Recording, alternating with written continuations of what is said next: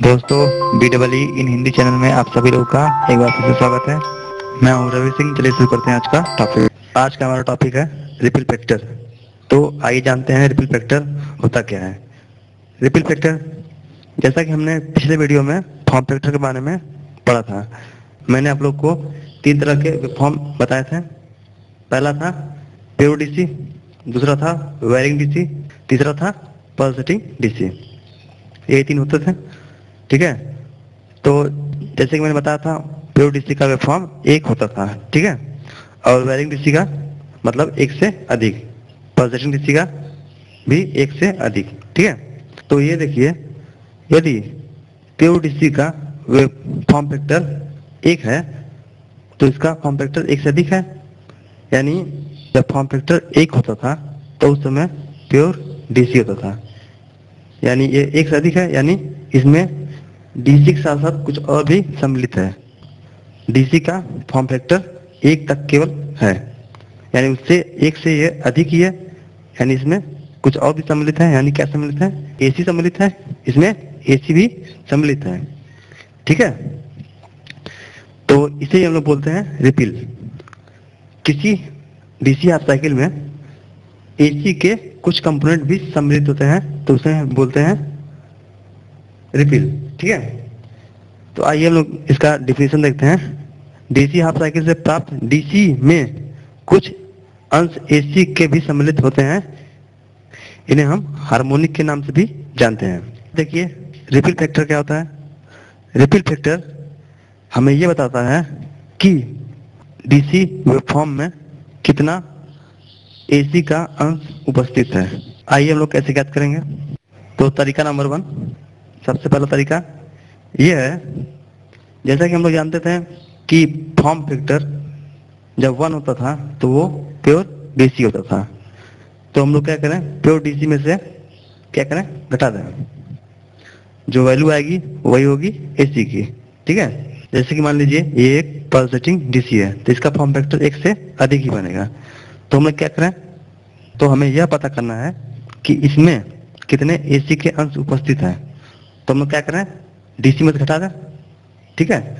जब डीसी घटा देंगे तो क्यों बचेगा, क्या एसी का कुछ अंश बचेगा, ठीक है। तो हम लोग क्या करें, डीसी घटा दें, यानी 1 घटा दें। कैसे 1 घटा दें, क्योंकि फॉर्म फैक्टर 1 किसका होता है, प्योर डीसी का होता है, ठीक है। इसलिए फॉर्म फैक्टर में से 1 घटा दें तो हमें एसी का अंश पता चल जाएगा, ठीक है। तो देखिए ये formula, ripple factor equal to form factor का स्क्वायर माइनस 1 पूरे के अंडर रूट। ये चीज आप लोग जानते होंगे, अंडर रूट और स्क्वायर ये क्या है, आरएमएस वैल्यू बताएगा, ठीक है। हम लोग को जहां आप लोग को अंडर रूट और स्क्वायर दिखे, समझ आया क्या है, वो आरएमएस वैल्यू है, ठीक है। ये तो हो गया नंबर 1 तरीका निकालने का। दूसरा तरीका यह है, अगर आप इस प्योर डीसी को अच्छे तरीके से देखें तो आपको कुछ बातें समझ में आएंगी। जैसे कि वी एवरेज और वी आरएमएस की वैल्यू एक ही है, ठीक है। अगर वी एवरेज और वी आरएमएस को हम लोग घटाएं तो इसकी वैल्यू 0 आएगी। अब चूंकि प्योर डीसी है, ठीक है, तो इसका हमें पता है फॉर्म फैक्टर 1 होगा और वी एवरेज वी आरएमएस 0 आ गया, तो इससे भी हम जान जाएंगे कि ये क्या है, प्योर डीसी है, ठीक है।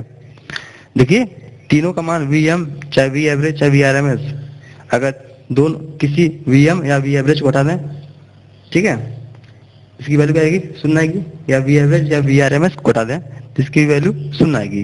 तो V RMS minus V average को लेते हैं, इसको घटाएंगे तो इसकी वैल्यू 0 आएगी। जब वैल्यू 0 आएगी तो हम लोग समझ जाएंगे ये क्या है, प्योर डीसी है। यदि कुछ मान मिलता है तो समझ जाएंगे इसमें एसी का अंश है, जिसे हम लोग रिपल फैक्टर बोलते हैं, ठीक है। तो वही काम किया गया है, वी आरएमएस में से वी एवरेज घटा दिया गया है। अब चूंकि देखिए ये पल्सेटिंग डीसी का वैल्यू समान नहीं है, तो इसलिए इसका कुछ मान हमें मिलेगा। तो देखिए कितना मान मिलता है।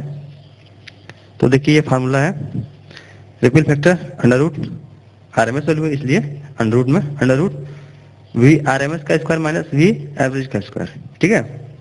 तो हमने क्या किया है, एवरेज को कॉमन किया है, और यही क्या होता है, V RMS upon V average क्या होता है, फॉर्म फैक्टर होता है। मतलब ये चीज कैसे आया है वो चीज दिखाया गया है। ठीक है दोस्तों, उम्मीद करता हूँ कि जो बातें बताया हूँ वो अच्छी तरीके से आप लोगों को समझ में आ गई होगी। दोस्तों, अगर वीडियो पसंद आया हो तो इसे लाइक कर लें और सब्सक्राइब भी कर लें, जिससे मेरे आने वाले वीडियो के नोटिफिकेशन आपको मिलते रहें। चलिए, धन्यवाद।